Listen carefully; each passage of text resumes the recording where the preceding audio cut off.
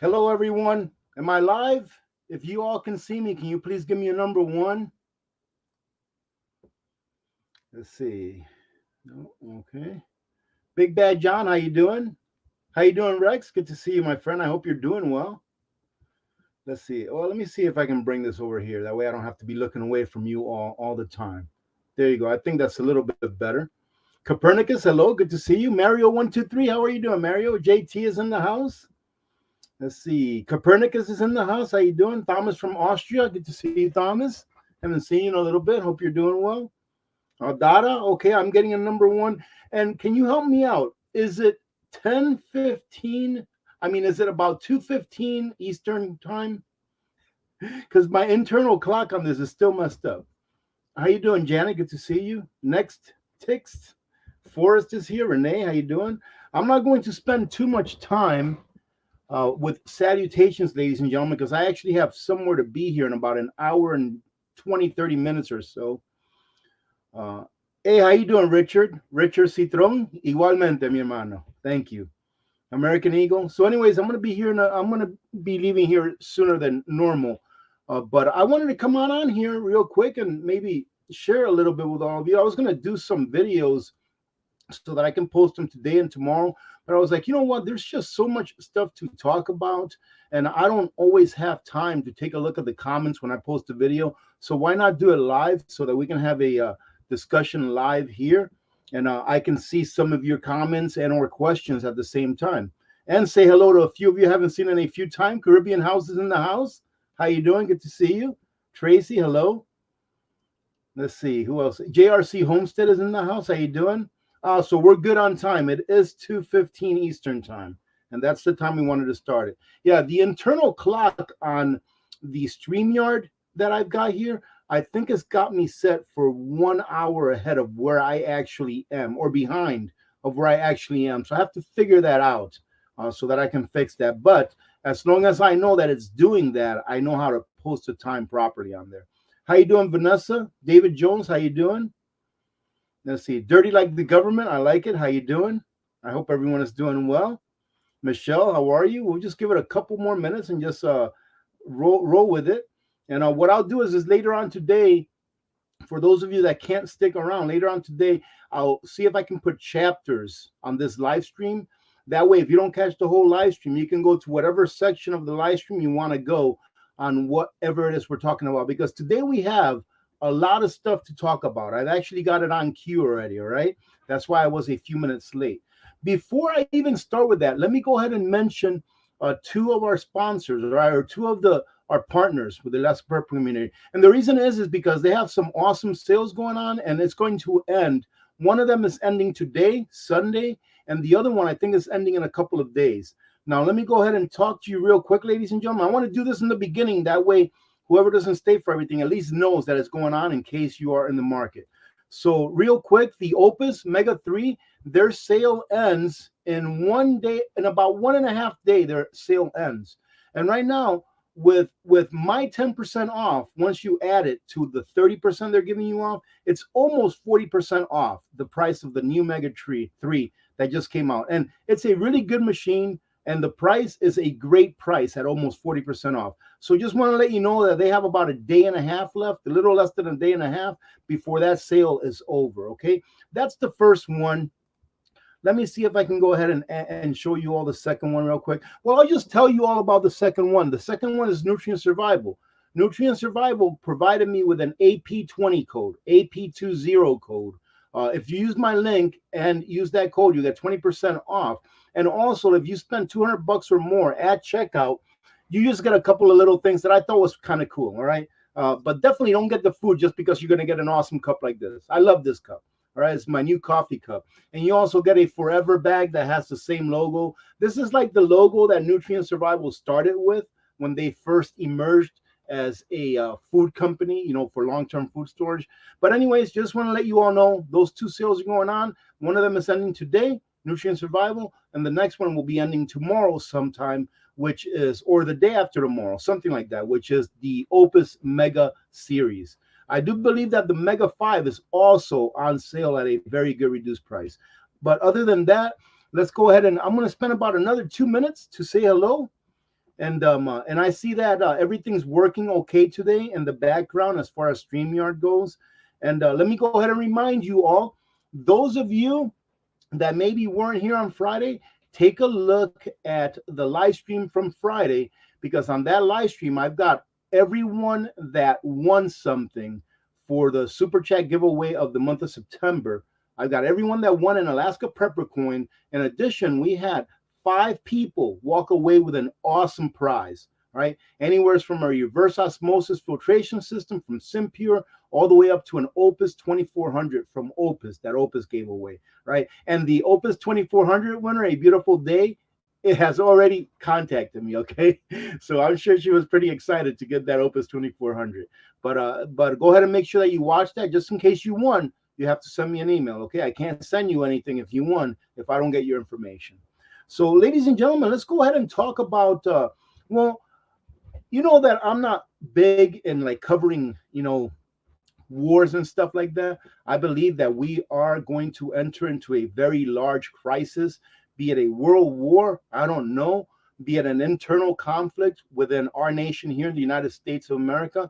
I don't know, but it can definitely be one or the other, because the cycle tells us that that's going to happen. It's happened throughout history, and cycles usually are pretty close to where they're supposed to be. So, for example, our civil unrest, what you call a cycle, is like a 60-year cycle. So the last time that in the United States of America there was like big civil unrest, a lot of people doing things that were not good, right?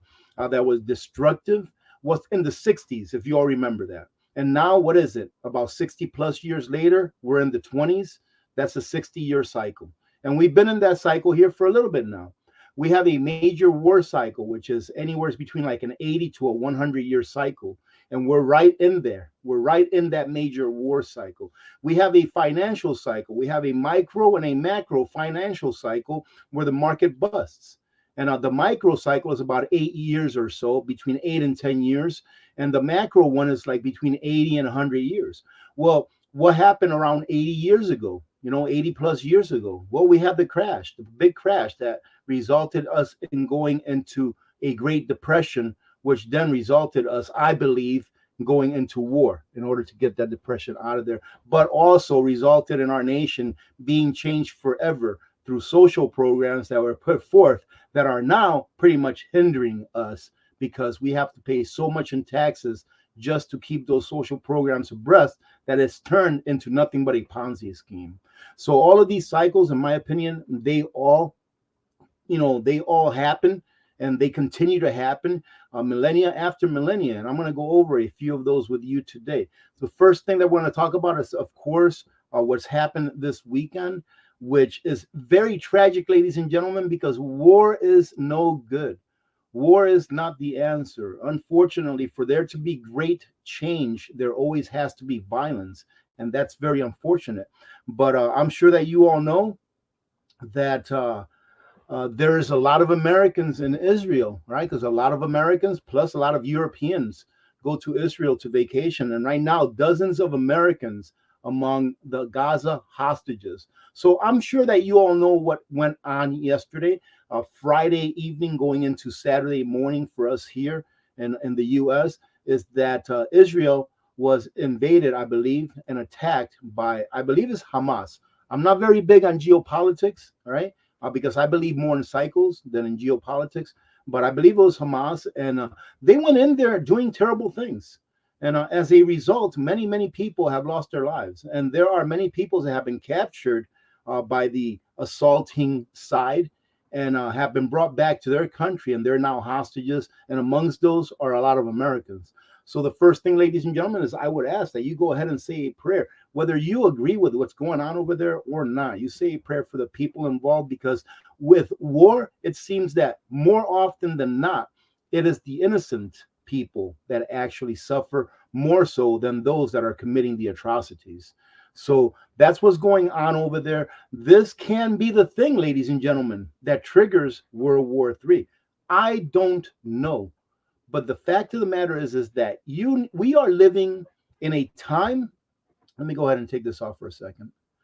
We are living in a time, ladies and gentlemen, where anything can happen. We are living in a time where, in my opinion, the powers that be are so desperate to have a war so that it can hide all of the bad things that they've done, not only in the present, not only in the near past, but in the past period, so that it can hide all of those things, that they need a major crisis to occur. Whatever it is, they need it to occur, and they will encourage it. Look at what's going on over there in Eastern Europe with the big R and the big U. That has been encouraged by most Western nations. And it just happens to be that most Western nations are those that have control of the world's purse, are the ones that have control of the world's money. And and I don't know if some of you understand this or not, but money is power. If you take away the fiat currency system by which this government governs us, we the people, they would have zero power. Why do you think they had to give up a real money system by giving up gold, by decoupling from gold? Because when they were coupled to gold, they found out that they could be called out very easily. When they were coupled, when the government was coupled to gold here in the US, they were called out by France because France said, what in the world? How in the world is it that the US can continue to print money and spend money when there's no more gold going into their vaults? Because at that time, the dollar was coupled to gold, right? So they were wondering, hey, I want my gold back. So they started bringing back their gold to their country. They started turning in those dollar bills, right, that were backed by gold and saying, here, I want my gold back. Give me my gold back. You can have your dollar bills. And that's why we were decoupled. Because once we were decoupled, it gave the government full control of the monetary system, i.e. the Federal Reserve, and it allowed them to print as much as they wanted, to go to as many wars as they wanted. Why do you think is that no longer do wars have to be declared? When's the last time that we declared war, ladies and gentlemen? They don't have to be declared anymore. The president can now go and send his bombs and whatever to any country in the world just by saying so. Why? Because he doesn't need the permission of the people, i.e., he doesn't need the people to say, yes, you can use my money. Why? Because the dollar is fiat and it can be created out of thin air. So once they lose that fiat currency system, they will not have the power.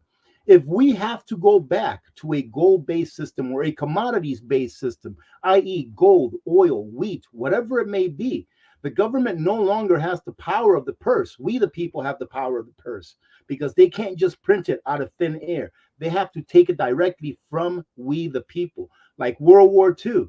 World War II was funded by the people through bonds. That's how it was funded. It wasn't funded with fiat currency. The government went out there and they propagandized the people into buying bonds, right? For right or wrong, the people funded the war. The government borrowed money from who? The people. And they were able to go to war and continue to go to war and stay in war because the people were giving of their labor, i.e.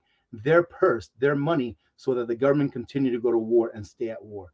That no longer happens. The government can just go to war whenever it wants, with whoever it wants, whether or not we, the people, give them permission to do so. All right, ladies and gentlemen, so it's a terrible thing that's happening. We have to be prepared with everything, because if you like your standard of living right now, if you're okay with the standard of living that you have, meaning that you can go to the supermarket and get something to eat whenever you want to get something to eat, meaning that you can go to a gas station and fill up your vehicle whenever you want to or need to. If you like to go and buy a pair of shoes whenever you need a pair of shoes, if you like to get tires for your vehicle whenever it needs it, if you like living that kind of a lifestyle, then you need to get prepared right now. Start preparing now for when that ability for you to just go and get whatever you want whenever you want it, for you to be able to go on Amazon and order whatever you want whenever you want it, when that ability is no longer there because of rationing or because there's actually war going on near us or within our borders. That is why we need to prepare, because anything that happens, be it man-made, be it natural, be it anything, ladies and gentlemen, your basic preps will get you through more than likely a lot better than someone who has no preps at all. Right. And the reason I'm saying that is because who knows, maybe their neighbors will take care of them. Maybe they have rich neighbors. But how many of you have rich neighbors that can take you in during a major crisis and provide you with everything that you need? I would say probably not one of you watching this right now has that ability. So it is on you to prepare for yourselves. The government is not going to do it for you. Imagine this. Imagine, and I'm going to try to be careful here so we don't get kicked off.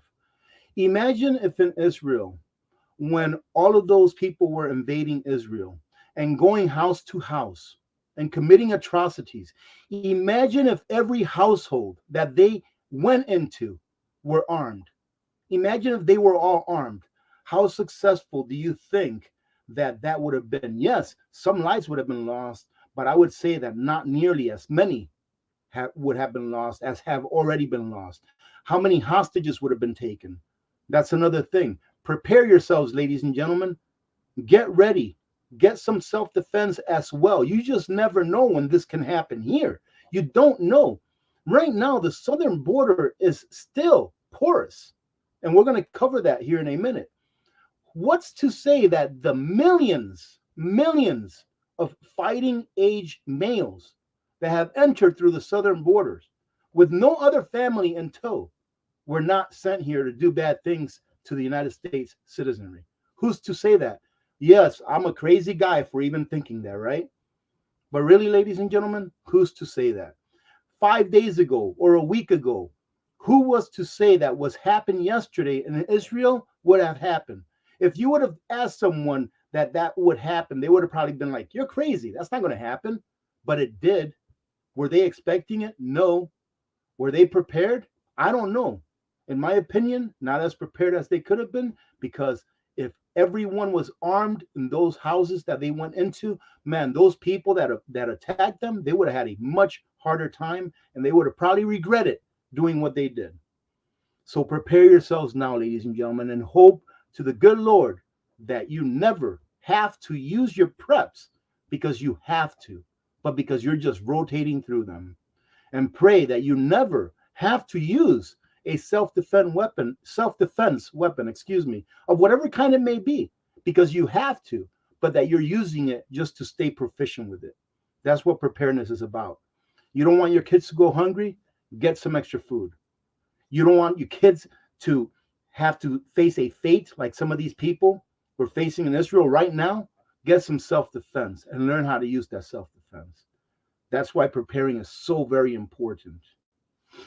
Let's go ahead and bring this back. Let me, you know what? Let me take a couple of minutes in between things that I talk about. I'm going to take just a couple of minutes to scroll down, say hello to a couple more of you that have chimed in, and if I see a quick question, I'll go ahead and answer it or read it. Let's see. Colorado Pack Rat Prepper, the winner of the Alaska Prepper Bucket, 2-week bucket. All right. So I haven't even looked at the email, at the one winner chicken dinner 2 at gmail.com email where the winners send me their information. I haven't even looked at it yet. I won't look at it probably till tomorrow or Tuesday. I usually like to give it a few days. So hopefully when I open it for the first time, I'll have everyone that won with their information and I can just do it in one run. All right, ladies and gentlemen. So make sure that if you did win something on Friday's live stream, that you email me. And if you weren't on Friday's live stream, go check it out just in case you did. It should be towards the end where I did the giveaway. Nostradamus, good to see you. How are you? Deputy Van Halen, how are you doing? yeah, Deputy. If it's up to our overlords, bugs it is, right? Bugs it is. Yeah. Let's see. Let's bring it on down some. Jennifer Cruz, how are you doing? It's very nice to see you. Good to see you today. Sunset Gazing, hello. OUPES is here. Okay, thank you, Colorado. I see you sent me the stuff. Let's see. KJ, how are you doing? Thank you for being here. Yes, everything is good. Nice to see you.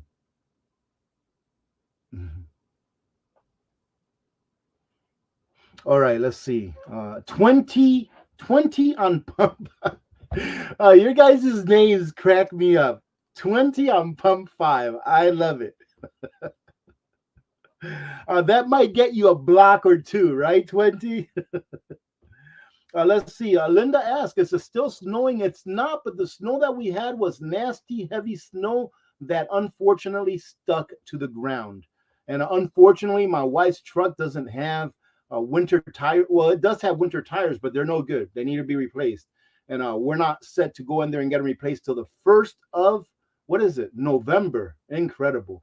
So we got about 3 weeks. So she's driving my secondary vehicle now.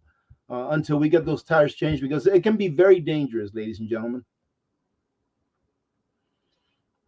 Yep, snow is the yuck thing around here. I don't mind the snow. It's just, you get kind of tired after seeing snow every day for like 7.5, 8 months. I mean, here we are, early October, and we have till at least April before the snow is kind of like leaving, but not 100% gone. So we got October, November, December, January, February, March, April, 7 months. And I would say that would probably be the middle of May or so before all the snow is gone. So 7.5 months or so of snow on the ground, ladies and gentlemen. I'm not complaining because I'm here because I want to be here, right? Including my family. But let's see. Really, Zombie Apocalypse says by Christmas time, diesel is going to be $6.50. Well, where are you from, Zombie? Because diesel up here is ridiculous. It's like, I think over $5.50 a gallon for diesel up here. Yeah, I think it was $5.51 last time I seen. All right, so being that some of you came back in here after I started, let me go ahead and mention again two things. OUPES is having their Mega 3 and Mega 5 sale, and it ends tomorrow. So if you're still in the market for a solar generator and you haven't checked it out, go check it out. I have a coupon code that gets you an additional 10% off the 30% that they're doing as an introductory offer. All right, ladies and gentlemen, the reason I keep bringing this up is because this is an awesome sale and it's a very good machine. All right, and also, if there's anything in there other than the Mega 3 or the Mega 5 that you're looking for, I still have a coupon code, but only for 5% off for those other items, but they were already priced very well to begin with. In addition to that, for those of you that want to stock up on nutrient survival, they did give me an AP20, AP20 code for this weekend. It ends tonight. Get 20% off anything you order. And if you order $200 or more at checkout, you get a cool little cup. All right, this cool cup and a forever bag. All right, so that's nutrient survival. So those of you that want to stock up on either of those stuff, there you go. And again, you have my code and my link in the description of the videos. Yeah, that was a great deal, wasn't it, Passionate Herbs? I definitely took advantage of that. I think you all saw it on my payday prep. But Passionate Herb says, thank you for the 50% off Mountain House reminder on one of your videos. Yeah, they were still having 50% off the number 10 cans of meat, I believe. I took advantage of that because, yeah, I love nutrient survival, but they don't have meat in their products, and I like meat. So I definitely went and bought me some meat from Mountain House. Great deal. That was actually a good deal for Mountain House. 50% off their meat. Incredible. Hey, look at that. Is that Hoodow? Hoodow, what's up? How you doing? Are you taking Michael to Santaland this year? Absolutely. Absolutely. Last year was Michael's first Christmas, and it was a lot of fun because he was old enough. He was like 6 months old, a little more than 6 months old. He was old enough to where, like, we didn't have to like just watch him 100% or hold him, because he couldn't hold his neck up or nothing like that. But, he was able to crawl around and have fun. But this year I can just see him tearing into gifts. So yeah, it's going to be a lot of fun. Okay. All right. So let's go ahead and talk about the second subject matter I want to talk about here. For those of you that are just joining in, what I'm going to do is I'm going to go ahead and put chapters on this live stream so that if you missed anything or if you can't stay for the entire live stream, you'll be able to rewatch it. But just go to the chapters that you want to listen to or rewatch, right? Or watch if you haven't watched that portion. That way you don't have to go through the entirety of me saying hello, 200 or 300 times, and you can just skip to the chapters that you want. That seems to work pretty well. All right, so let's see what's next here. I've got a lot of stuff to talk about today. All right, so the U.S. has sent warships to Israel for potential support operations. And I already knew that this was coming, but I just thought that I would fill you in on that, ladies and gentlemen. And it's as I was stating previously, ladies and gentlemen, we have to have some kind of a crisis that will allow the Federal Reserve. Some people can't wrap their minds around this. All right, let me see what's next on here after this. That way I'll know if I need to stop here. Okay, there we go. Let's go ahead and bring this down. Some people can't wrap their minds around this, that the U.S. needs to continue to print money. We need to continue to go into more and more debt. If not, the system will implode on itself. Fiat currency is what's keeping this government alive, ladies and gentlemen. Fiat currency is what's allowing this government to pretty much not have to represent the people anymore. How many of you, give me a number one, please, give me a number one. How many of you think that the government represents the people? For the majority, for the most part. If you think that the government represents the people for the most part here in the US, give me a number one. If you think that they don't, give me a number two, right? Because that is what this system is being propped up for. We have to keep the monetary system in the United States propped up because it's what keeps the government in power and takes away the power from the people. All right, ladies and gentlemen. So that's plain and simple. And I knew that I was going to get two. I got a few zeros, so I guess those are neutral. But I knew that I was going to get a lot of twos and not that many ones because it's the truth. We can see it with our own eyes. We can see what's going on. And they will continue. They will continue to borrow money as long as someone's willing to lend them that money. But ladies and gentlemen, eventually, no one is going to be willing to lend them money. What's going to come next?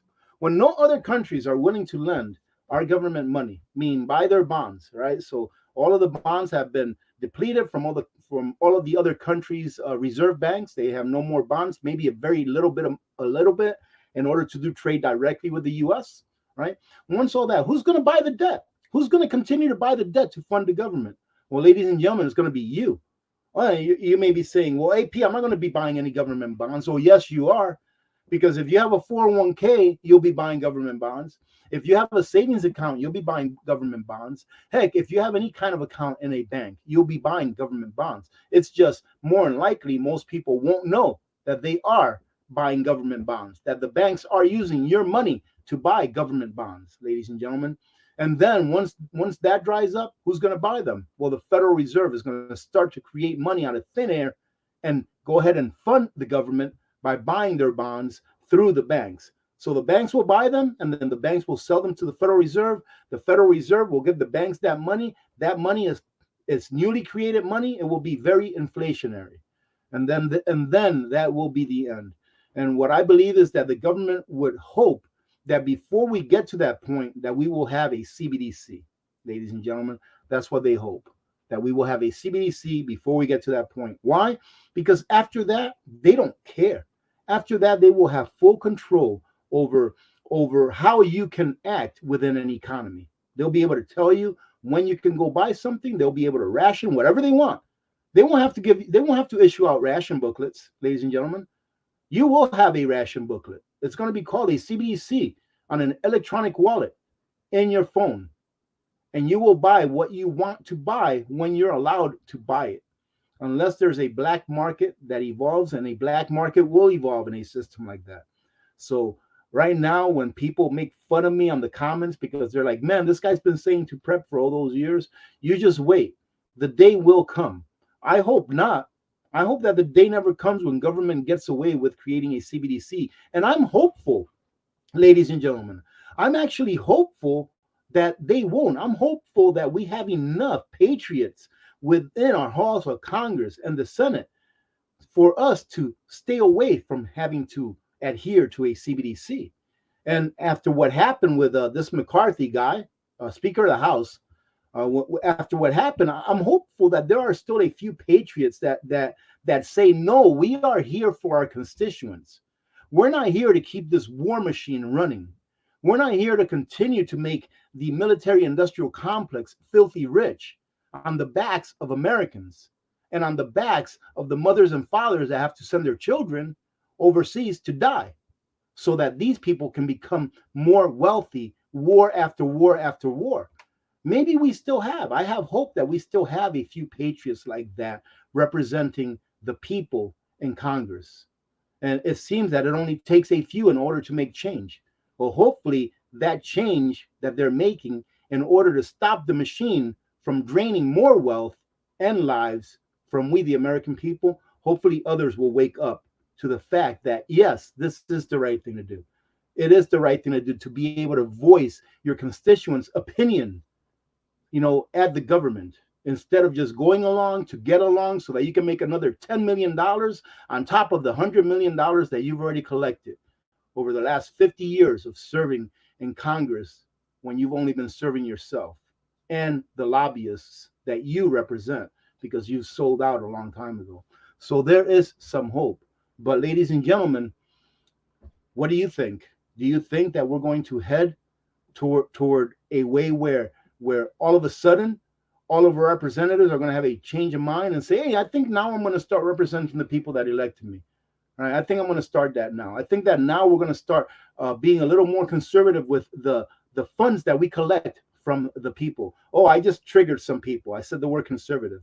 I meant it in its purest form, meaning that they're going to start being conservative with the money that they take from you, that they extort from you, saying, hey, if we have $10 coming in, let's make sure that we don't have more than $10 going out.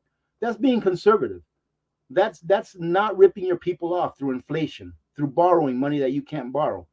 So I do have a little bit of hope, ladies and gentlemen, but I would have to say that I'm more on the realistic side of things than on the hopeful side of things, if you get what I mean. And I just wanted to show you this because it seems that we continue to do the things that we know are going to fail until we finally have no choice but to do the things that we have to do that we know are the right things. San Francisco's newly approved homeless plan. Now, who is the money going to? That's my question. It's the most expensive ever. And they're saying here that they're going to spend, I believe, around 16 million. I can't read it. $13 million, ladies and gentlemen. $13 million to service a parking lot of people that live in their cars by letting them park there, paying rent for the parking lot, and also by doing their laundry and providing them meals. Imagine that, ladies and gentlemen. How many people do you think voted for their money to go to that? But people have no control over where their money goes to anymore. Again, the monetary system by which we're governed, it will eventually have to end. We don't have a choice. It's going to have to end eventually. Let's see. Okay, this is a big one right here. This is a big one. Let's talk about this. Biden finally admits, because I don't think this is true. What you're reading here is not true, ladies and gentlemen. And I'm going to tell you why. It says here, Biden finally admits that there is an acute and immediate need for a border wall as Democrat-run cities are overrun by illegals. They're not admitting to anything, ladies and gentlemen. I was having this conversation with someone here 3 days ago or so. They're not admitting to anything. They're not admitting defeat at the border. They're not now saying, oh, we have to fix what's happening at the border because, we have too many people coming in and there's a lot of criminals there and they could be, inserting military-age males to put sleeper cells across America. We have to take care of the border. It's getting out of control. They're not admitting anything. You know why? Because what they've done with the border is exactly what they've wanted to do for all of these years. It's mission complete. What's happening at the border, ladies and gentlemen, is mission complete. They've completed the mission that they wanted to complete from the beginning. And that's to get the systems that we have within the U.S. that were formulated to attend to the needs of the American people, to get those systems to implode upon themselves. Right, ladies and gentlemen? And that is called the Cloward and Piven strategy. And let me show you real quick, because they know what this is. This is what they study. Let's see real quick here. Boom.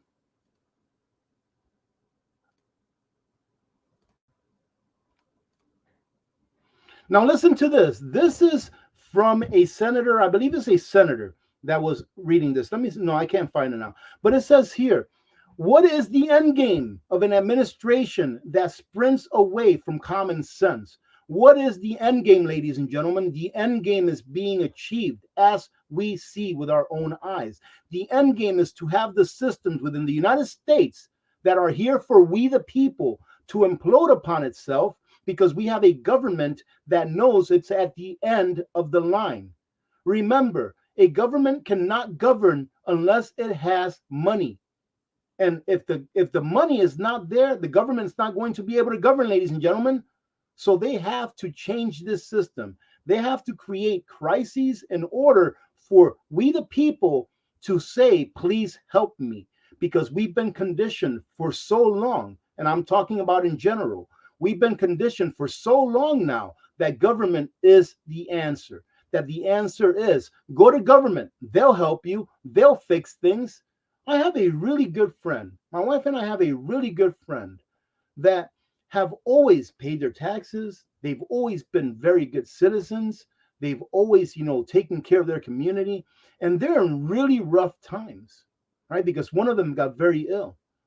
And they asked for a little bit of help from who? From Uncle Sam. Well, guess what Uncle Sam said? I don't think so.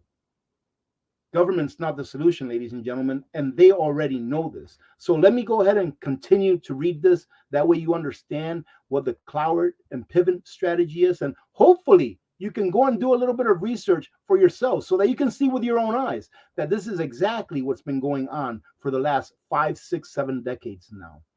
This strategy of purposeful chaos is not new. It was first proposed in 1966 by two Marxists, Richard Cloward, a college professor, and Francis Fox Piven, an activist. The Cloward-Piven strategy was based on the idea of orchestrating crisis that only the government can solve, all right? To purposely create enough misery and hopelessness among the populace that their only recourse is relief from who? From the government. Their taxpayer dollars providing saviors. I keep going back in my mind to a comment, or somebody did a YouTube video about me here a while back, saying that, because criticizing me because I was saying that all of this was planned. Ladies and gentlemen, did you just read that? Research it for yourself. Cloward and Piven strategy, 1966, right? By who? By Marxist ideologists. Has this not been planned? Has it not been planned? 1971, when they took us off the gold standard, do you really think that they did not know that eventually our monetary system would end because it would implode upon itself? Did they not know this? They are very smart, ladies and gentlemen. They have all these PhDs with all these degrees working for them. Did they not know that once you entered into a Ponzi scheme kind of a monetary system, that eventually that Ponzi scheme would, just end, would implode on itself? They knew all of this. So don't sit here, anyone that may be thinking and saying, this was not all planned. This just happened. It just happened by happenstance. Really? Do you really believe that? If you believe that all of this stuff that's happening now is just by happenstance, then I'll tell you what, you need to prepare more than anyone else that I've ever talked to. If you believe that this is all just coincidence, you need to prepare the most. Ladies and gentlemen, a lot of this was planned a long time ago. Do you really think they don't already have a monetary system to replace this one in the background? The question that they, and when I say they, I'm talking about our overlords, the question that they are now asking themselves is this: will the people accept that system? They already have a system in the background. They already have something that we're going to go into, be it a CBDC, be it a rainbow dollar, whatever you want to call it. They already have a system for us to go into because they know that this one is done. All right, ladies and gentlemen, the question they have is, will the people take it? And if the people won't take it, what do we have to do? What kind of a crisis do we have to create in order to create the conditions that the people will ask us for this system that we know they will not presently take? And that is why I say preparedness is the best way that you can avoid doing something like that, having to do something that you don't want to do, having to give up more of your freedoms, more of your sovereignty, because you weren't prepared enough to be able to say no for a week or 2 or 4 or even a month or 2 or 3 months or 6 months. Imagine if 3 years ago, right? Imagine if on March of 2020, let's go all the way back of March of 2020, 3.5 years ago. Imagine if then every American family or every family in the world, all right, let's go for it all here. Imagine if then every family in the world had a 6-month supply of food. Imagine if they had an emergency fund, right? Imagine if they had emergency money that they can say, hey, I can pay my bills for 6 months. I can pay my electric bill. I can pay my water bill. I can pay my car insurance. I can pay all of the basic things that I need to just survive for 6 months. I have enough food for 6 months. Excuse me, Mr. and Mrs. Jones, if you don't take this juicy juice that we are introducing to the public that we haven't really researched or really tested for any significant amount of time. If you don't take this, you're going to have to give up your job. You're not going to be able to go to work anymore. You're not going to have a living. How many people do you think would have said, no, thank you, I'll just stay home? I would venture to guess, because it's just a guess, I would venture to guess, ladies and gentlemen, that enough people would have said no in order to affect the way that our economy runs, and the powers that be would have said, we lost this one. We lost this one, okay? Sorry about all of the billions of dollars that you had to put into this one, Bill Gates. Sorry about the conference that you had on September 18th of 2019 in New York City called Event 201, Mr. Gates. Sorry about all that money that you spent and all the time you spent on this one. But this one we lost. Had we had a prepared population, we could have won. But do you really think we won that battle? I would say not. We lost that battle, ladies and gentlemen, as we the people, and we are still losing it. Just take a look at the obituaries and see how many young people have already lost. So, ladies and gentlemen, being prepared and staying prepared, in my opinion, is the answer. It gives you the ability to resist when nothing else would have given you that ability. Why? Going back to what I said, they have control of the money. If they have control of the money, they're going to be able to say how much your labor is worth. And if they can say how much your labor is worth, and you don't have that pocket of money put aside for emergencies, guess what, ladies and gentlemen? You're going to go to work, whether you like it or not, especially if you have a family. You will be the victim. Let's see. Okay, so I'm here just reiterating what Mr. Ray Dalio says that we are spiraling towards a debt crisis. And anyone that cannot see that we are spiraling toward a debt crisis, then you need to open your eyes, because this debt crisis that we are spiraling into, ladies and gentlemen, it's not just going to affect the banks. It's not just going to affect large corporations. It is going to affect everyone, ladies and gentlemen, in my opinion, in the world, except for those countries that are actively, taking care of their monetary system so that they can avert having to use our system, the system of the West, the SWIFT system, the dollar, etc. Those countries that are, switching over to a different system, when the dollar finally fails one day, and it will, the dollar will fail one day, even if we go to a CBDC. When that does happen, those countries that are not in the system are going to be much better off. I said once a while back that I believe that the Southern Wall will be built, will be completed, but it's not going to be in order to keep other people out. It'll be to keep us in. And that's what happens, isn't it, ladies and gentlemen? When you have a society, when you have a country who is a country that was born out of freedom, right? That was born free, and then it turns into a communist country. Do they really want you to leave that country? Heck no, because communism is all about having control 100% of your labor. So they want to keep as much labor as they possibly can. So eventually those walls, they're going to get built one way or another. If we keep going down this road that we're going in, those walls will be finished, and they're not going to be used to keep other people out. They'll be used to keep people in. And that's what we don't want, ladies and gentlemen. We don't want that. No matter what you think about equality, equity, fairness, all this stuff, we have all of the tools as a nation that we need in order to solve all of those problems. We've got all of those tools, and it's in one nice little toolbox, and that's called the Constitution, the rule of law. We have all of the tools that we need in there. But it seems that the rule of law only applies when they want it to apply, when whoever is in power wants it to apply, when these crazies want it to apply. That's the only time that the rule of law applies. Do you really think that the rule of law applies to you when we have presidents signing laws that say that if you get pulled over for whatever reason, that if you have money in the car, that it can be taken from you via civil asset forfeiture?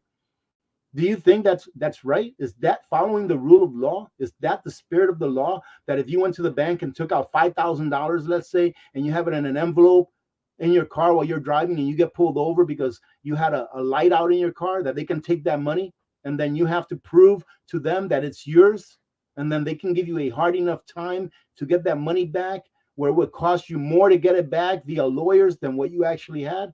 Is that the rule of law? No, ladies and gentlemen, but we do have the Constitution that says that that's not lawful. But these crazies say that it's legal. And the word legal and the word lawful mean two totally different things. So, yes, we have everything we need in order to have a fair system. Our system is very fair as long as we follow the rule of law. Let's see. Yeah, and that same thing here. Americans are rapidly losing purchasing power. I don't think I have to preach on that one at all. I think that everyone here who buys food, everyone here that eats, I believe, knows that we're losing purchasing power. It is crazy. Let me tell you a quick story about purchasing power, because this is a true story, right? And I'll get a little bit personal here.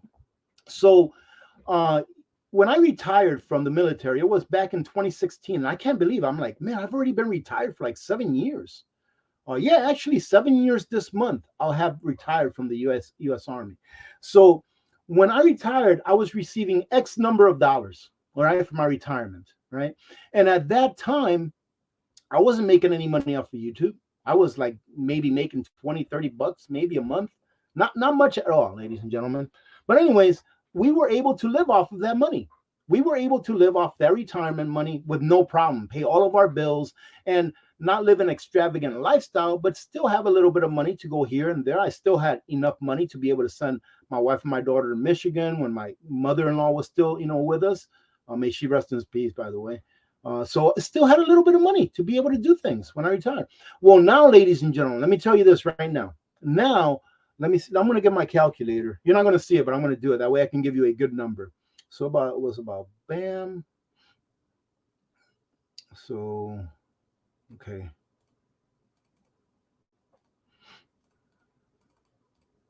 Now I'm making about 1.6 times more. I am making about 60% more today from my retirement than I was almost 7 years ago, right? Because retirement pay for the military is like Social Security. You get a cost of living increase every year. So I'm making about 60% more today than what I was making before. Ladies and gentlemen, if today I only could live off of my retirement, we would barely be making it. And I'm thinking that we probably would fall behind just paying our basic bills. And remember, I don't have a mortgage. I don't have a car payment. Just paying our basic bills, electricity here where I live has more than doubled. All right. Their rates have more than doubled since I've been here. That's just one example. My property taxes since I've moved in here has probably gone up almost fivefold. When I first moved here, my property taxes for this property and the house was like $700-800 a month. And I know that's not a lot. Some people are going to be like, oh my goodness, I pay that a month. I understand. My property taxes were about $700-800 a month when I first got here. And now they're almost 5 times that much. Thank goodness that I get a break. I get a break since I'm a veteran. I get a break from the taxes, but still they're about 5 times what they used to be when I first moved here.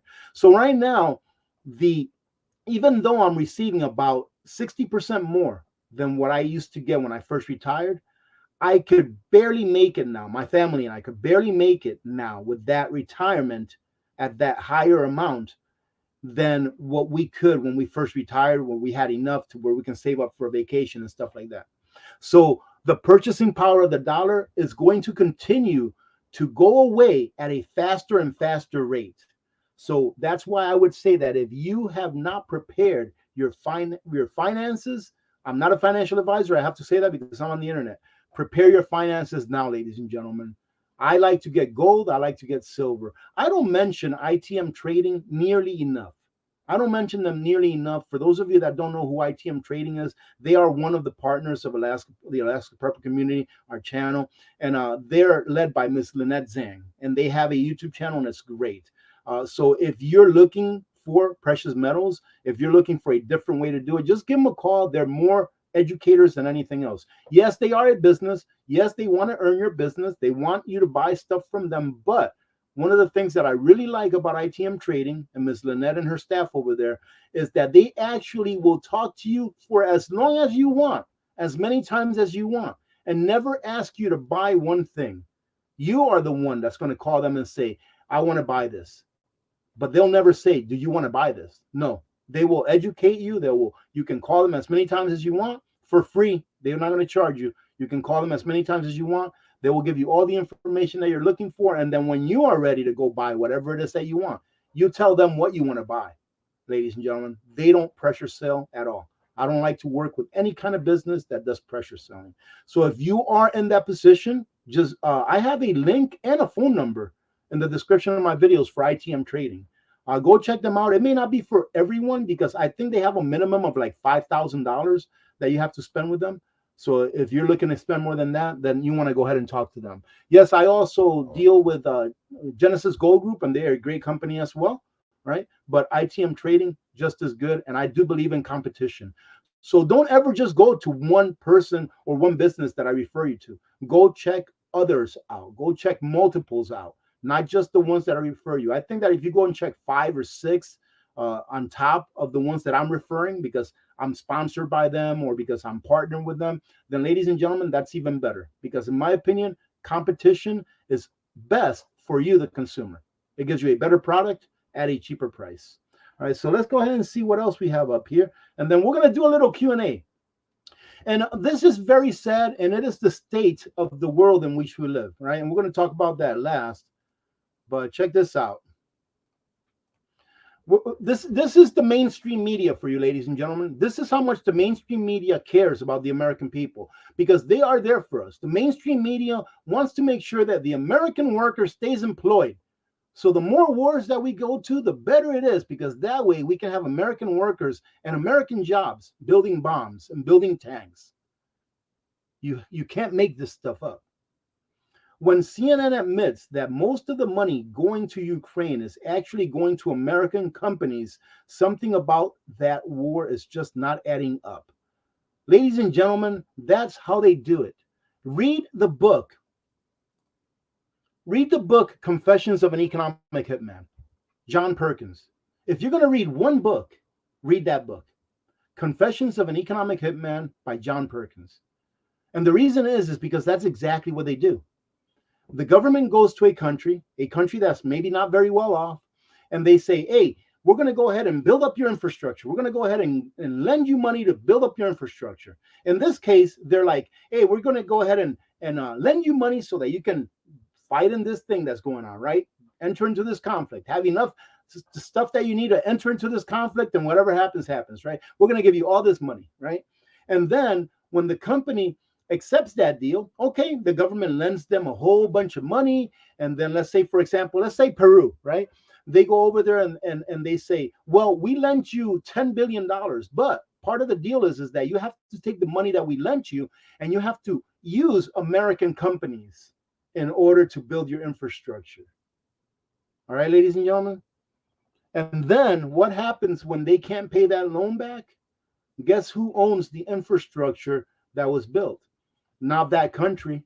It's not them that own it. They're no longer sovereign. They no longer own their own fate, ladies and gentlemen. All right? That's what happens.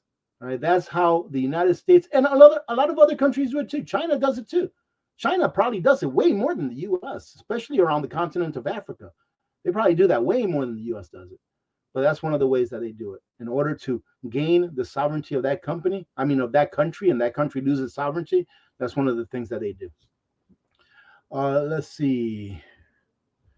Oh, this is awesome. Thank you. Thank you very much, Brenda. And it's good to see you, by the way. I haven't seen you in a little bit. This is a contribution to the Moderator Christmas Gift Fund. If you don't have a Moderator Christmas Gift Fund, you do now. Oh yeah, and I want one, and I do want one. That's awesome. Thank you. That's a great idea. You know that is a great idea. So thank you. Let me go ahead and cover the very last thing, and then what time is it? Holy smokes, man! I'm going to cover the last thing that I want to talk about, ladies and gentlemen, because this is very important. All right, and then we'll take it to a little bit of Q&A. Okay. But let me go ahead and say also thank you very much. Thank you very. I'm not going to be keeping track of this, okay? But my moderators already know that I love them, and I always take care of my moderators the best that I can. All right, especially during our December Bash Christmas giveaway, for which we will be having one again this year I'm not sure how much is going to be given out because my sponsors, man, I have gotten so much, or we have gotten so much from our sponsors this year, giving things to people that I'm not sure how many of them are going to be like, man, AP, you're asking me for more stuff. Look at that. Hey, thank you, doggone it. Thank you so much for that. Yeah, our moderators are awesome, and you know what? The thing is I'm senile, and I don't say it often enough. I don't say thank you to our mods often enough. So I appreciate you all doing that. That is awesome. Let's go ahead and cover the last thing, ladies and gentlemen, that I would like to talk about. Okay, so check this out. If you don't know what a grand solar minimum is, you need to educate yourself because we're always talking about food shortage. We're talking about food prices going up, which does signify that there is somewhat of a shortage. If prices are going up, it signifies that the supply is probably lower than what it was. That's what a shortage is, prices going up, in addition to inflation. But if you don't know what a solar minimum is, you need to educate yourself. Why? Because we've entered into a grand solar minimum and things are going to get worse as far as the production of food, not as far as the supply because of whether people want it or not, or because this country is restricting their exports or not. No, it's that there's going to be real scarcity. Why? Because a grand solar minimum, ladies and gentlemen, is a cycle just like anything else, but it is a sun cycle that occurs every 350 to 400 years or so. I do believe that I have a little bit here that I highlighted to read. So I'm going to go ahead and read that. Oh, I can't even read that. Let me see. Let me see if I can go ahead and take a look at that real quick. That way okay. All right, give me a second. Let me see if I can read this for you all here because I think it's too small for you to see. All right, so what this says is that a Mrs. Valentina Sarkova, and Valentina Sarkova, I believe she's like a physicist, all right, that studies the sun. So Valentina Sarkova, who authored world-leading research as well as numerous groundbreaking publications, explained that they have been observing signs of decreasing solar activity all the way back since 2015. And Ms. Sarkova claims that the world will go through a mini ice age. No, it's not that the world is going to get encrusted in ice, all right? It's going to go through a mini ice age, which means that the temperature is going to actually go down. Yes, believe it or not, ladies and gentlemen, the temperature is actually going to go down a little bit. Why? Because the earth gets most of its energy from where? If not all of its energy, from the sun, ladies and gentlemen. And when the sun activity lowers, that means that we get less energy. But let me go ahead and finish reading this. She claimed that the world will go through a mini ice age and global famine by the year 2030. We've already entered into a grand solar minimum. We're in it, and it has been verified by NOAA and by NASA. Please look this up. I've done several videos about the grand solar minimum, ladies and gentlemen, and we are in it. And unfortunately, governments around the world, to include the government here in the United States, are looking for ways to block the rays from the sun in order to combat global warming, which is a complete and utter hoax, ladies and gentlemen. And if you don't want to take that to the bank, then you will pay for it later because you will go hungry. I hope that if you do not believe that we're entering into a grand solar minimum, I hope that you are preparing. If you believe that we do have global warming because of human activity, anthropogenic activity, anthropogenic means human-made activity. If you believe that, then I do hope that you are prepping and that you've got stuff put away, right? Because, ladies and gentlemen, we will find out. And this is the hard thing about talking about these things, is because these things happen so very slow, right? Look, they've been talking about this since 2015. Here we're at 2023, all right? But there's no grandeur about this. There's no grandeur here. The mainstream media is not telling everyone, hey, by the year 2030, we're going to have a famine because of this going on. They're not telling everyone that. Why? Because how are you going to control people? How are you going to control people, ladies and gentlemen? How are you going to tell people this is your fault? They can't tell people this is your fault, right? Not with this. But they can tell you it's your fault because you fart, or because you eat beef, or because you drive an SUV. They can tell you that's your fault. Why? Because they can control you that way. Otherwise, they couldn't. Solar activity has been decreasing in a manner only seen during the grand solar minimum, which last occurred during the Maunder minimum also known as the prolonged sunspot minimum, about 400 years ago. Ms. Sarkova's research has not been well received. Of course not. How would it be well received? You know how many billionaires have been made off of the backs of we the people because they've lied to us about this global warming stuff? Oh my goodness, ladies and gentlemen, we have spent on climate change. I think I talked about this on one of my previous videos a couple days ago. On climate change, we've spent nearly $7 trillion. Where's that money gone? Because we as a world still use more oil than we used 10 years ago. We're using more oil than we used 10 years ago. Where's all that money gone, ladies and gentlemen, to take us off of fossil fuels? Where's it gone? $7 trillion. And that's a low estimate. Where's it gone, ladies and gentlemen? I don't know, but it hasn't gone into our pockets. But I do know that Al Gore is now a billionaire. He is a billionaire, whereas he was not before he started spilling out this global warming stuff. I just saw a whole bunch of properties. Let me see. Okay, let me go ahead and take this off. That way I can talk to you all and actually see.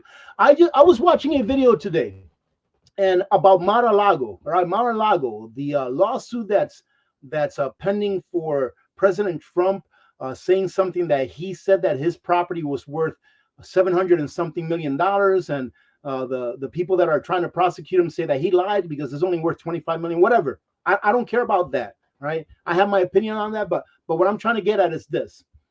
I was watching a video where it showed all of these properties on Mar-a-Lago, right? All of the properties around them, and they were comparing how much those properties cost. Oh, this property here is 2.5 acres. It's selling for $25 million or $79 million. This property over here has 1 acre and it's selling for $109 million. But what people don't ask themselves is this. You have Mar-a-Lago is supposedly $700 million. It was said to be worth around $700 million by Forbes, right? And then I looked at all of these other properties around Mar-a-Lago, same area, selling for $150 million, $175 million, $109 million, $75 million. Ladies and gentlemen, all of those properties are at sea level. They're all at sea level. If we have global warming to the extent that all of the ice caps are going to melt and bring sea level up 10 feet, what the hell are people doing buying properties that are at sea level? Why are insurance companies insuring these $100 million plus houses that are at sea level?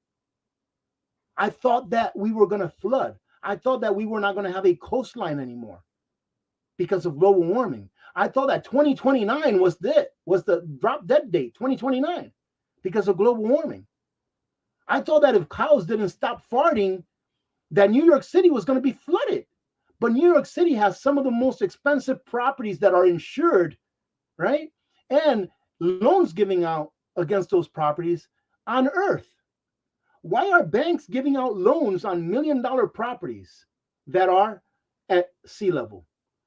Why are why are insurance companies insuring multi-$100 million companies that are at sea level? Why are previous presidents, I think it's President Obama, that owns land on Martha's Vineyard?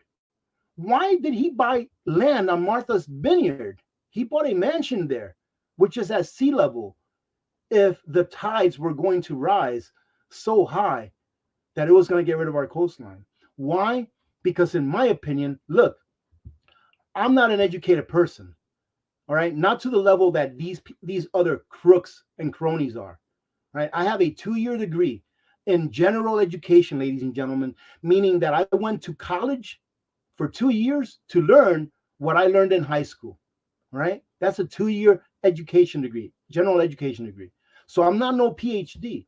But when I take a look at a picture of the Statue of Liberty, Ellis Island, from 1920, and I take a look at a picture of Ellis Island from today, and I see that the level of the water on Ellis Island is the same that it was in 1920, I have to wonder, are these guys lying to us? And if they are, why are they lying to us? think for yourselves. Stop getting ripped off, because this is nothing but a rip off. And in the end, it's going to cost you. In the end, if you're not preparing for what's coming, and we are already entered into a grand solar minimum, and it is going to decrease the amount of food that we can grow. If you're not prepping for that, and if you're not prepping for all of the other things that can happen, because the system by which we are governed today is almost at the end. If you're not prepping for all those things, then, ladies and gentlemen, you will suffer, and you will have to rely on the government and or your family and your neighbors if they're kind enough to help you when the time comes for you to pay the piper, because instead of prepping today, you went to Disney World. That's where I'm going to end it. Let me go ahead and say thank you. Let me say thank you to everyone that did a super chat, and then we're going to take it to Q&A. And if you have anything that you want to share with the community, put it all in caps. That way I can look through it. And we have about 20 minutes or so, ladies and gentlemen. Thank you, big chap. Thank you very much. Let's see, north of the 52nd. Man, you guys are going to make me keep track of this, huh? I'm not keeping track of it. You don't understand. It's very, very difficult to keep track of all of these on a regular basis, but don't worry about it. You all are going to be very happy with what my moderators get this year. They always get something really cool, all right? Let me see. Teresa Marie, contribution for the Moderator Christmas Fund. Great idea for wonderful one. Thank you very much to everyone.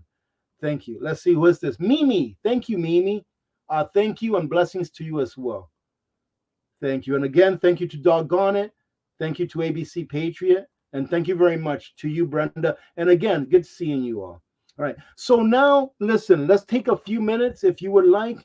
We can do a little Q&A. I know that I was full of hot air this whole time. I don't think I stopped talking the entire live stream. All right. So thank you very much to all of you that stood by and that are still here.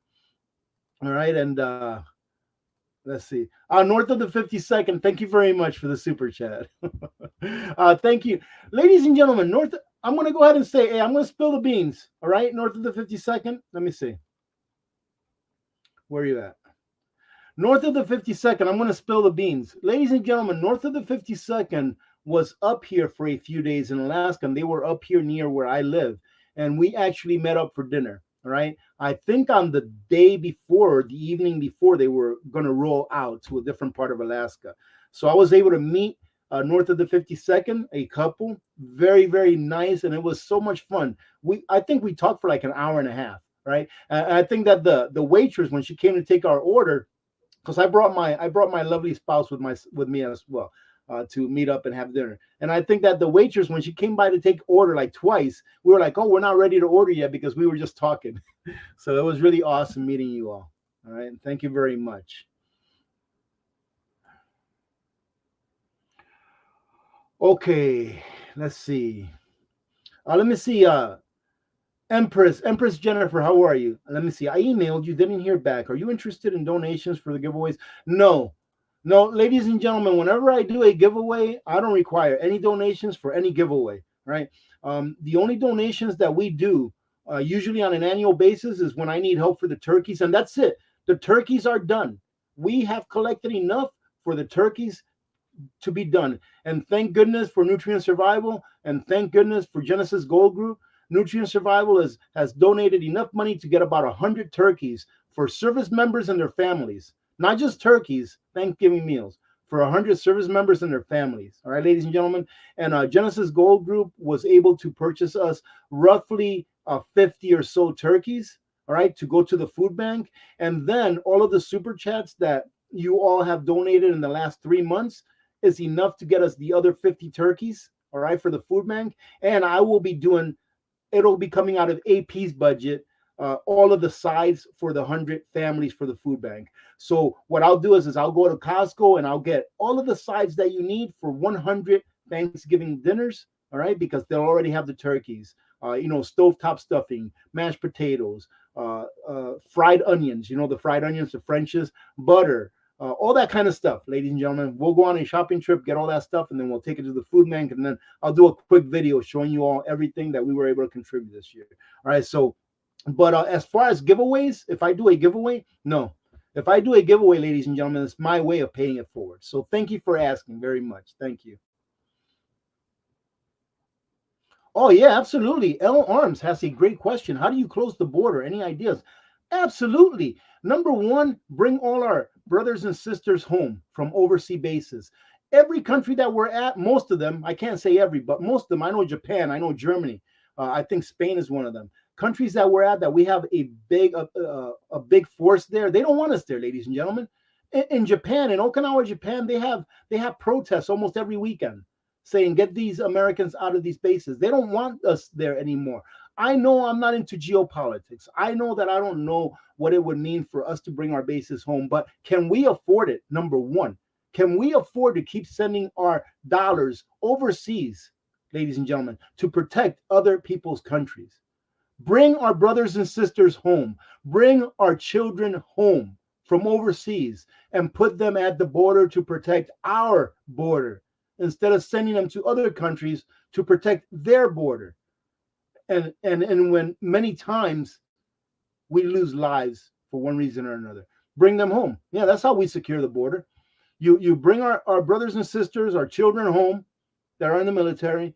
You go ahead and place them, have a rotation where they can secure the border, right? And that's that. Simple. I don't know what legalities are involved. I don't know none of that stuff, but I do know that that's a very easy, simple, and cost-effective way to secure the border. And we would be able to reduce the amount of money that we pay for our defense budget by a lot.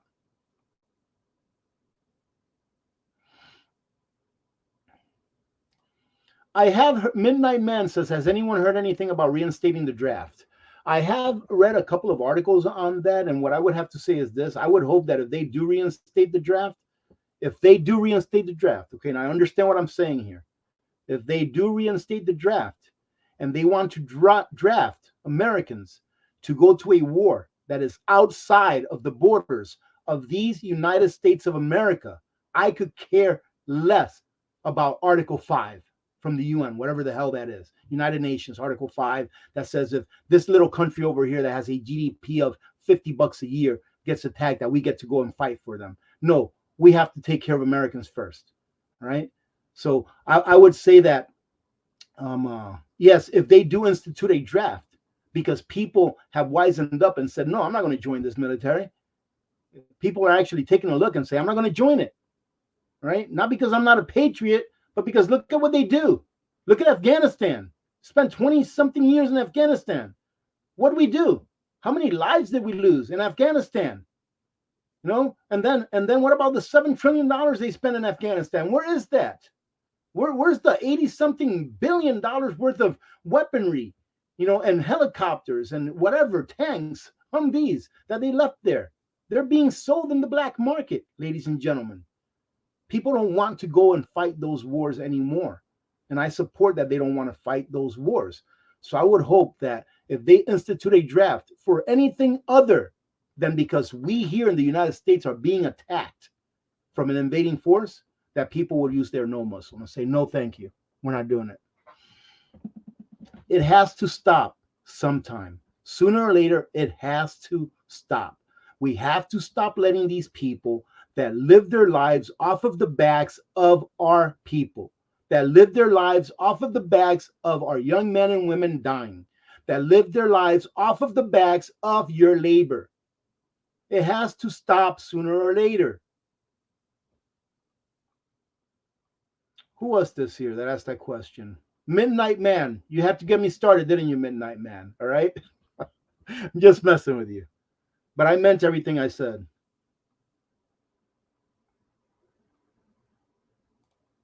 Empress Jennifer, what about products for the Christmas giveaway?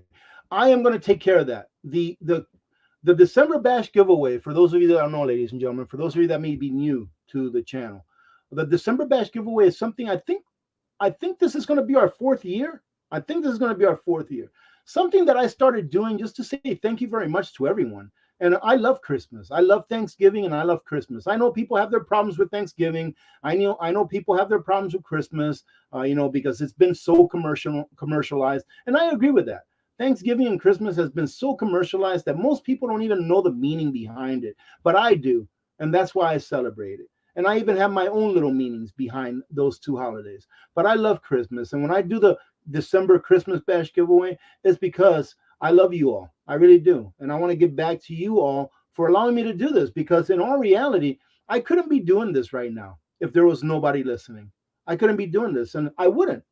But you come in here and listen, you listening to me rant on, and you clicking on my videos, etc., etc., etc.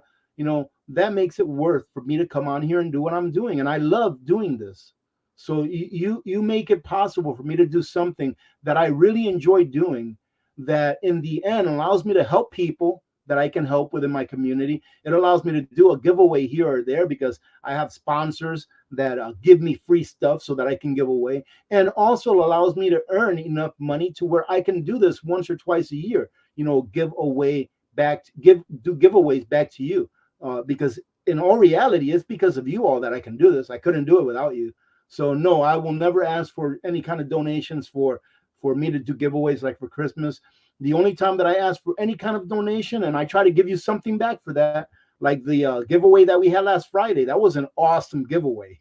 Some people walked out of there with a lot of nice stuff, or with really nice stuff. All right. So yeah, I don't mind doing that because you're getting something back, a chance to win something. Plus, that money is going to something that, in my opinion, is very important, that we take care of our brothers and sisters. Lisa Foster, how are you? Good to see you.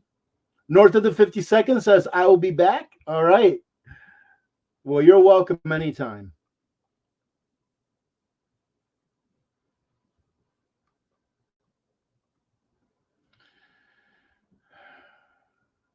Oh, well, let's give a big shout out, ladies and gentlemen. If you can all say welcome to, what's his name, Evan.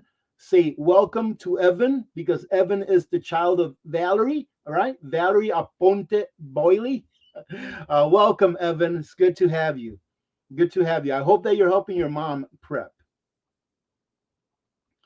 Let's see. Scrap Metal Racing AP, did you get my emails? I haven't looked at the emails yet for the one winner chicken dinner 2 at gmail.com for the people that won back on Friday. But I usually don't look at them till like Tuesday or Wednesday, right?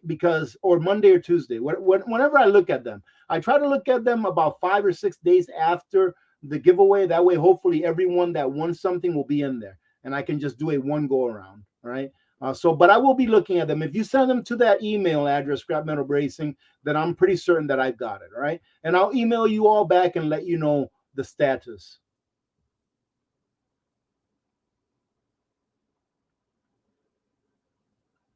All right, I'm going to bring it down. Any questions or comments, put them all in caps, ladies and gentlemen, because we're getting ready to end this here pretty soon. I'll give it another 9 minutes and we'll be getting ready to end it. Just in case I forget, I want to thank every one of you that joined in on the live stream. I hope that you got something out of it. And I hope that you will at least do a little bit of research into some of the things that I was talking about, because these are all reasons, ladies and gentlemen, why I think it's so important, more than ever in the history of this nation, right? The United States of America, that we be as prepared as we possibly can be.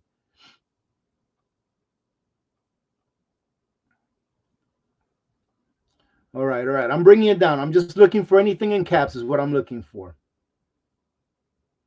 Very easy. Braided asks, how do we say no?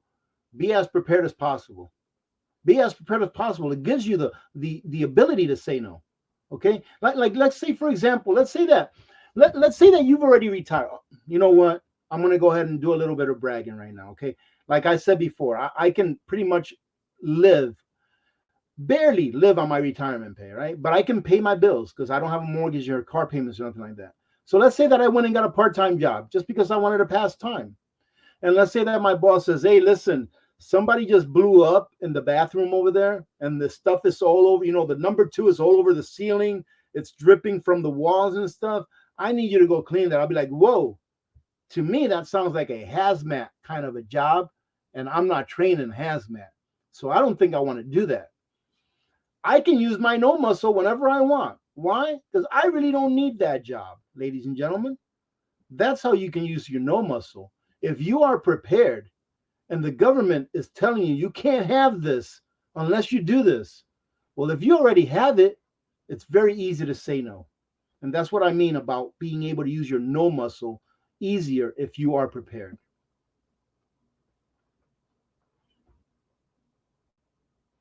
Let me see. Michael, how you doing, Michael? Good to see you. AP, the weapons are coming to the border of Israel first.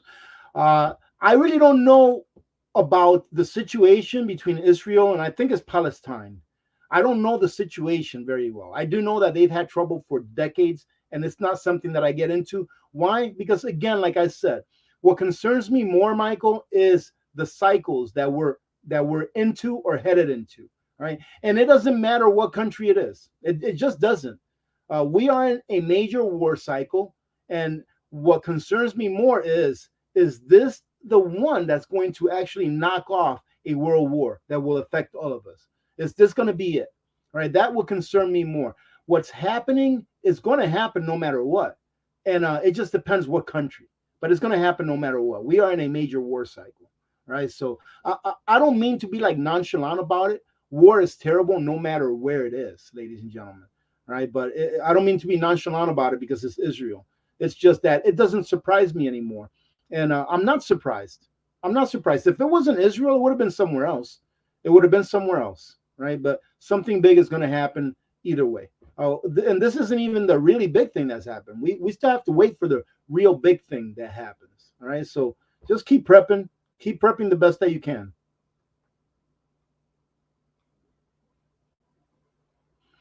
I'll tell you what, Arctic Magpie, that e-bike is so much fun. I put it away for the winter. I've got the battery in here because it's a lithium ion battery. But that is such a fun e-bike. I don't even know if I have a link for that still. But if you haven't checked out the e-bike that I reviewed here, I don't know, a couple 3 weeks ago, go check it out. Go check that video out. It's called the UE bike. So go check out that video. It's such a fun bike to have, and I think it's a great prepping item. But anyways, Arctic Magpie says, "Have you been riding your e-bike since we got some snow?" But no, I haven't been riding my e-bike. I put it away for winter. I don't feel like showing up on a live stream with a cast on my arm or from a hospital bed because I have a cast on my leg.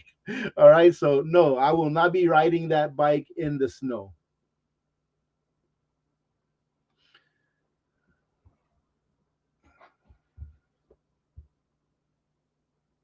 Well, I mean, Elsa L says, AP, I think they should draft all the illegal men that came in illegally, and the woke people love your ads. I actually disagree. I think they ought to take anyone that came into this country illegally and send them back where they came from. That's what I believe, ladies and gentlemen. Right. So if you're triggered by that, then just ask yourself a question. Why is it fair for somebody to have to wait 7 years to come in the front door, but somebody else to just break the law and come in here illegally? Why is it fair? It's not fair and it's not right. And the first action that someone who comes to the United States does, the first action that they do shouldn't be an illegal action. It shouldn't be something that they're breaking the law, right? So let's say, for example, that you come in, that you got a visa from whatever country and you're flying in, and you come in with an ounce of pick your drug, right? You come in with an ounce of drug X, whatever drug it is, and it's illegal, and they find it. What happens to you? What happens to you, ladies and gentlemen? If you get a visa from a different country, be it a visitor visa, a tourist visa, whatever, and you come into this country and they find drugs in your bag that's illegal here, what happens to you? You go to jail. That's where you go. You go to jail, and then they'll probably either put you in jail after they sentence you, or if you're lucky, you just get deported back to whatever country you flew in from. So what the heck is different than someone illegally crossing in to the nation when there's so many people that have actually done the right thing and applied to come here legally? So I say don't even draft them, just send them back. I would rather have people that love this country fighting for this country, militarily speaking, than people that are just wanting to get a green card. All right, ladies and gentlemen, if you came in here illegally and you want to get drafted just so you can get a green card, I don't agree with that at all. Right. And I know I'm going to get a lot of hate for this, man. I'm going to get a whole bunch of thumbs down for this. Good thing that is towards the end of the live stream, and most people don't stay that long. Oh, goodness.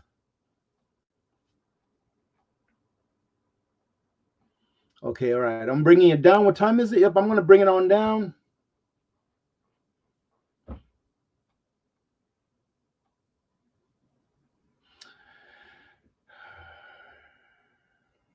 Is it really, Copernicus? This is a great time for all of your UK and European watchers. Okay, awesome. Well, I was thinking about not even doing a live stream, on Sundays on a regular basis. I keep going back and forth. I've been taking Saturdays off. I know that there was a video out yesterday, but I actually just put that video up on Friday and programmed it to go live on or go public on Saturday. But yeah, I've been taking Saturdays off, and it's great. It's really good. I am. I need to spend more time with my family, ladies and gentlemen. That's all that it comes down to, right? Because this is not everything. It really isn't. And I love you guys, but I spend a lot of time with you all here, so I just need to spend more time with my family and do some fun stuff like going to Costco. We'll be going to Costco later on today, so who knows? Maybe I'll have a Costco video sometime later on this week.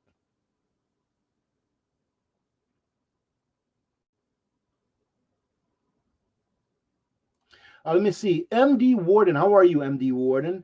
Hi, AP. Do you think this new attack could be a distraction from Russia plan to disable us and ordain us?